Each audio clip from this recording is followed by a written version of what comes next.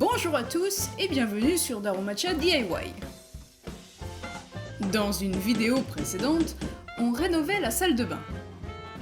Et on y avait posé le nouveau parquet.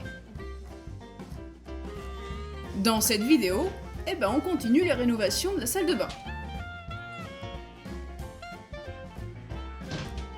Maintenant que le sol est fini, il est temps de s'occuper des murs.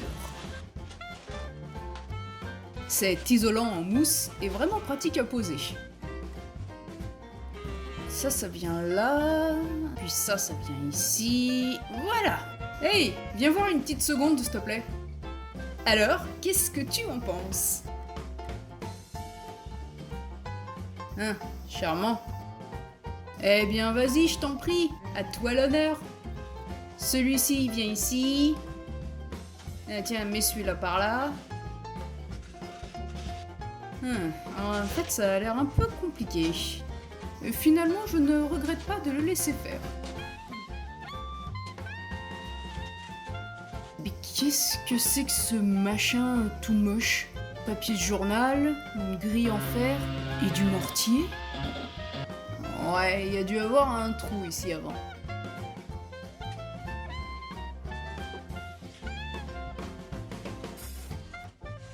Bon, allez, l'isolation c'est fini. C'est pas le plus rigolo, mais bon, faut que ce soit fait. Ah ouais, il reste encore ce truc là. L'ancien robinet de la baignoire. On n'en a plus besoin, allez hop, ça dégage. Sayonara, robinet.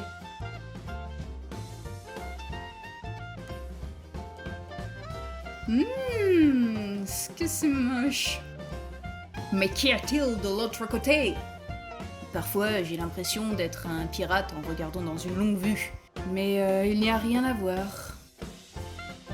Du coup, là, on va reboucher les trous. Avec ça.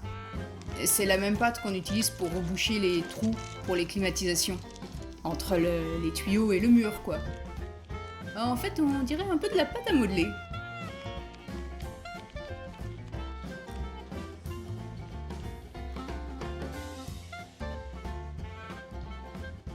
Allez, l'étape suivante, c'est le plafond.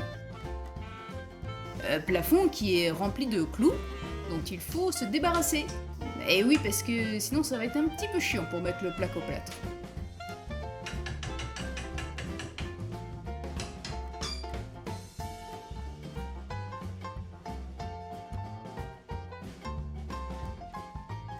Il est temps de cacher le pas très joli plafond. C'est pas très français. Et là, je suis en train de crier « Pars pas, pars pas !» Bah ouais, parce que c'est sacrément lourd, ces plaques.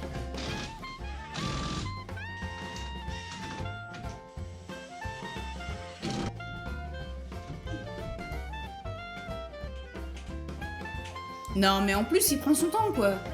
Allez, dépêche-toi, je sens que je vais le lâcher, cette plaque. J'aurais dû faire des pompes ou de la muscu. Je vais plus tenir.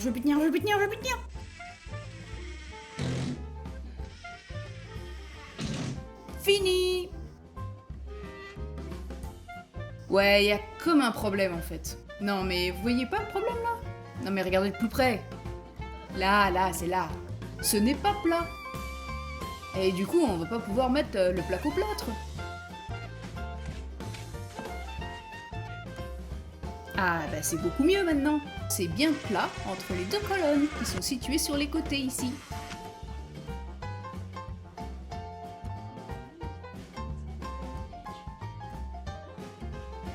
Allez, on pose la plaque. Hey, super t-shirt. Ah, j'aime bien ça. Mais en même temps, si j'aimais pas, je l'aurais pas acheté. Hein. Fais gaffe ma tête, hein, s'il te plaît.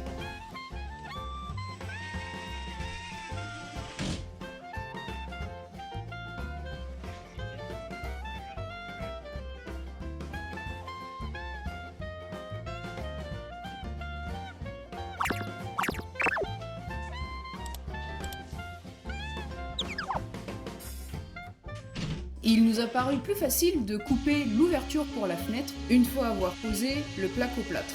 Du coup, au lieu d'essayer de mesurer au millimètre près, la lame de la scie vient se poser au niveau des rebords et ça donne une découpe bien droite.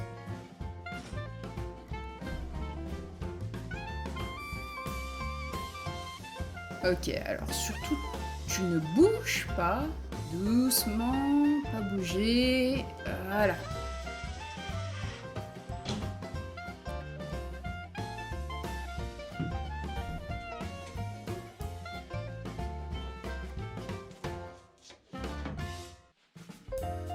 Comme on a posé le placo-plâtre autour des fenêtres, on avait envie de tester ce truc. C'est une isolation qui fait de la mousse. Oh! Oh bah, premier essai, et c'est pas facile à mettre en fait. Mais on doit le faire parce qu'il y a un sacré espace tout autour de la fenêtre. Ah oui, on peut pas laisser ça comme ça, hein.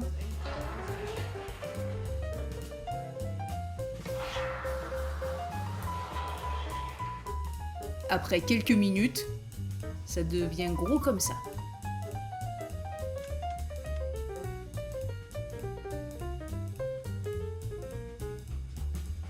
À la base, on voulait pas garder cette fenêtre. Ouais, nous on n'aime pas trop, donc... Mais d'un autre côté, c'est super galère à enlever, donc... Bon, on va le garder au final. Dégueulasse. Bon, le temps que ça sèche un petit peu, on va continuer de mettre le BA13. Allez, on enlève le surplus.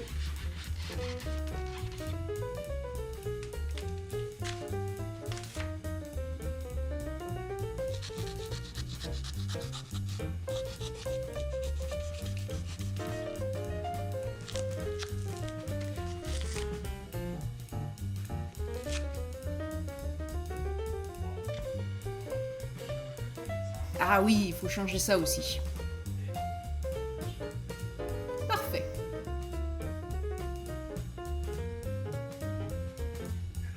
Passons à la tuyauterie. Déjà, on enlève l'ancienne, hein. Bien sûr, en ayant coupé l'eau au préalable.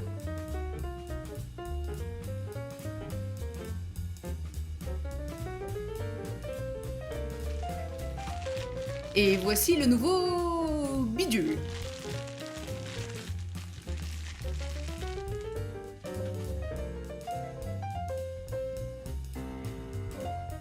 Puis on rajoute le ruban d'étanchéité.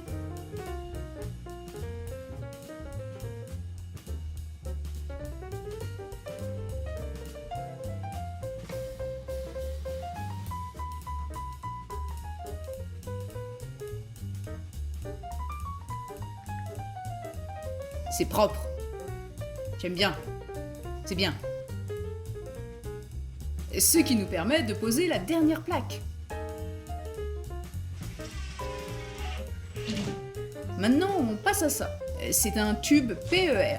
Un tuyau polyéthylène. Un truc comme ça. Un tuyau semi-rigide, en somme.